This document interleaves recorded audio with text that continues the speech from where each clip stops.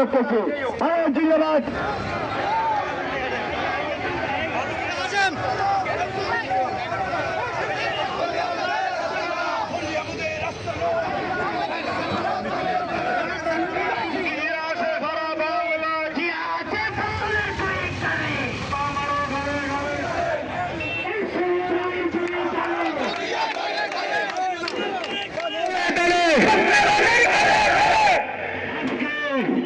আমরা 2026 সালে এসে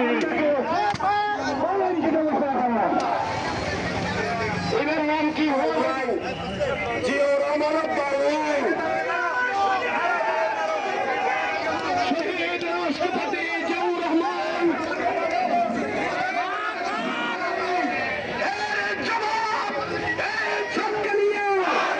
আর কিছু হল করে না।